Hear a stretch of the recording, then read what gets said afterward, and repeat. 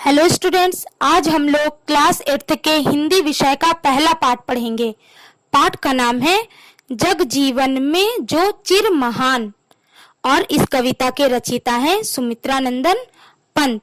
Students, इस कविता को पढ़ने से पहले हम लोग सुमित्रानंदन पंत के बारे में कुछ महत्वपूर्ण बातें जानेंगे।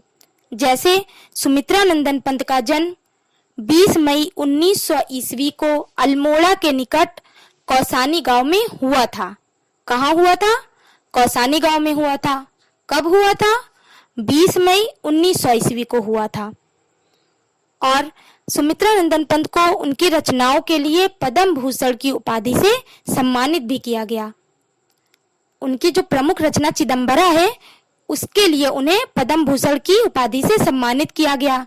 इनकी प्रमुख रचनाएं हैं पल्लव, वीणा, गुंजन, चिदंबरा और भी बहुत सी इनकी प्रमुख रचनाएं हैं। स्टूडेंट्स, इस कविता में कवि ने ईश्वर से विश्व कल्याण और मानव की सेवा के लिए शक्ति मांगा है। ठीक है, तो चलिए अब इस कविता का अर्थ जानते हैं। जग जीवन में जो चिर महान, सौंदर्यपूर्ण और सत्य प्राण, मैं उसका प्रेमी बनूं नाथ, जिससे मानव हित हो समान। जग जीवन में जो चिर महान, चिर महान का अर्थ है सदैव, हमेशा महान रहने वाला। जिसने हमेशा महान कार्य किए हो तो वो हमेशा कैसा होगा? सदैव महान रहने वाला होगा। Always great. सौंदर्यपूर्ण, सौंदर्यपूर्ण का अर्थ होता है सुंदरता से भरा हुआ, ब्यूटीफुली। सत्य प्राण, सत्य प्राण का अर्थ होता है जिसके प्राणों में सत्य भरा हो, सत्य से भरा हुआ जीवन। ठीक है। ट्रूथफुल, मैं उसका प्रेमी बनूं नाथ, नाथ का अर्थ होता है लॉर्ड, स्वामी। जिससे मानव हित हो समान, मानव हित का अर्थ है मनुष्य की भलाई, वेलफेयर ऑफ ह्यूमन। अब इसका अर्थ देखिए, जग जीवन में जो चिर महान, सौंदर्यपूर्ण और सत्य प्राण। इस पंक्ति में कवि कहता है कि हे प्रभु, जो अपने जीवन में महान कार्य करता हो, जिसका हृदय सुंदर हो और जिसका जीवन सत्य से भरा हो, जो सभी की भलाई करने वाला हो, मैं उसी प्रकार के जीवन को चाहने वाला बन सकूं। फिर से देखिए, प्रस्तुत पंक्ति में कवि कहता है कि हे प्रभु, जो अपने जीवन में महान कार्य करता हो, जिसका हृदय सुंदरता से भरा हो और जिसका जीवन सत्य से भरा हो, जो सभी की भलाई करने वाला हो, मानव हित हो समान का अर्थ होगा जो सभी की भलाई करने वाला हो, मैं उसी प्रकार के जीवन को चाहने वाला बन सकूं।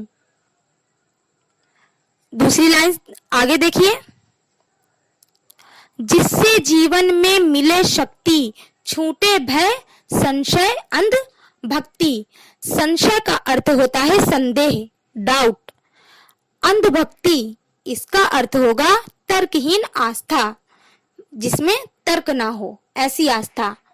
ब्लाइंड डिवोशन, मैं वह प्रकाश बन सकूं नाथ।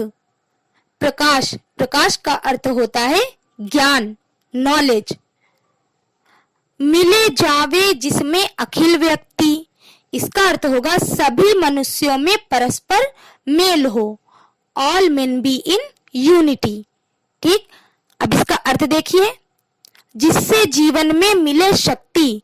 यहाँ पे सुमित्रानंदन पंत कह रहे हैं कि हे प्रभु, मैं वह प्रकाश बन सकूं जिससे मुझे जीवन में शक्ति मिले। छूटे भय संशय अंध भक्ति, मैं वह प्रकाश बन सकूं नाथ। मिल जावे जिसमें अखिल व्यक्ति, कह रहे हैं हे ईश्वर, मैं वह प्रकाश बन सकूं जिससे मुझे जीवन में शक्ति मिले, संपूर्णता मिले और मेरे मन का डर दूर हो सके, जिससे मैं बिना सोचे समझे किसी का भी अनुसरण न कर सकूं, कभी भी कोई बुरे कार्य ना कर सकूं। ठीक है, आगे की लाइंस देखिए। दिशि दिशि में प्रेम प्रभा प्रसार, हर भेदभाव का अंधकार। दिशि दिशि इसका अर्थ है प्रत्येक दिशा में, मतलब चारों दिशाओं में।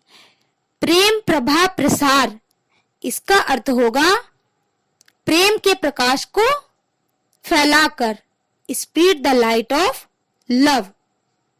ठीक, मैं खोल सकूं चिर मुंदे नाथ, मानव के उर के स्वर्ग द्वार। मानव के उर के स्वर्ग द्वार इसका अर्थ होगा मनुष्य के हृदय में स्थित स्वर्ग का द्वार, gate of heaven situated in the heart of women. इसका अर्थ देखिए, दिशि दिशि में प्रेम प्रभा प्रसार, हर भेदभाव का अंधकार। इस पंक्ति में सुमित्रा नंदन पंत कह रहे हैं कि हे प्रभु, मुझे ऐसी शक्ति दो जिससे मैं चारों दिशाओं में फैले हुए इस भेदभाव के अंधकार को नष्ट कर सकूं और प्रेम के प्रकाश को फैला सकूं। मैं खोल सकूं चिर मुंदे नाथ, मानव के उर के स्वर्ग द्वार। हे प्रभु, मुझे इतनी शक्ति दो कि मैं मनुष्य के हृदय में स्थित स्वर्ग के द्वार को खोल सकूं। प्रस्तुत पंक्ति में कवि कहता है कि हे प्रभु, मुझे इतनी शक्ति दो कि मैं चारों ओर प्रेम का प्रकाश को फैला सकूं और इस संसार में फैले हुए भेदभाव के अंधकार को नष्ट कर सकूं। और मुझे इतनी शक्ति दो प्रभु कि मैं मनुष्य के हृदय में स्थित स्वर्ग के द्वार को खोल सकूं। आगे की लाइन देखिए। पाकर प्रभु तुमसे अमन दान, करने मानव का परित्राण, ला सकूं विश्व में एक बार फिर से नव जीवन का विहान।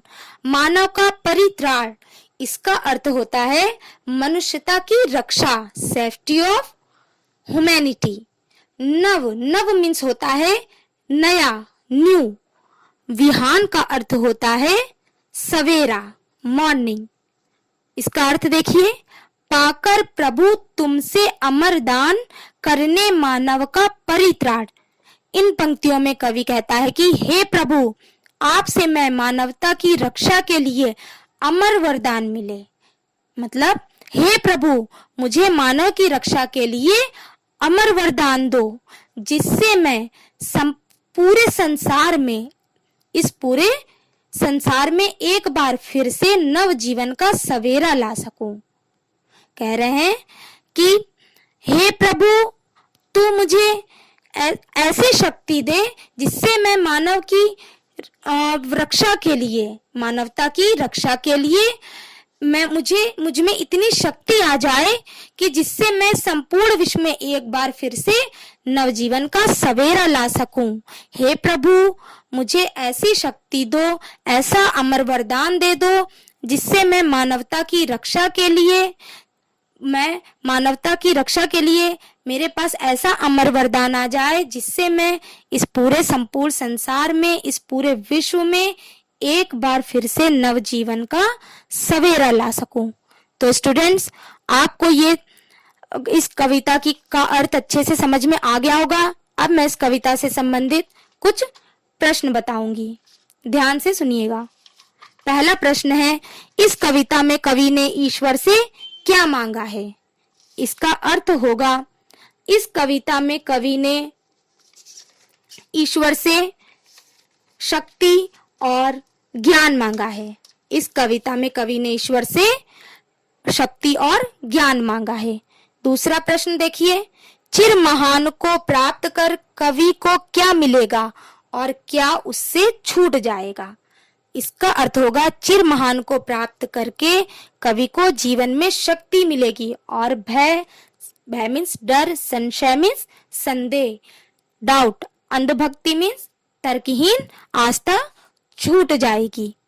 ठीक है, चलिए आगे प्रश्न देखते हैं। कवि किस प्रकाश को पाने की इच्छा रखता है? इसका उत्तर होगा, कवि प्रकाश को पाने की इच्छा रखता है, कवि उस प्रकाश को पाने की इच्छा रखता है जिससे सभी मनुष्यों में परस्पर मेल हो। कवि उस प्रकाश को पाने की इच्छा रखता है जिससे सभी मनुष्यों में परस्पर मेल हो। आगे चौथा प्रश्न देखिए, कवि पंत नए जीवन में नया सवेरा क्यों लाना चाहते हैं? सुमित्रा नंदन पंत नए जीवन में नया सवेरा क्यों लाना चाहते हैं? इसका उत्तर होगा मनुष्यता की रक्षा करने के लिए सुमित्रा नंदन पंत नए जीवन में नया सवेरा लाना चाहते हैं। तो स्टूडेंट्स, आपको ये कहानी समझ में आ गई होगी। आप इसके प्रश्नोत्तर अच्छे से याद कर लीजिएगा।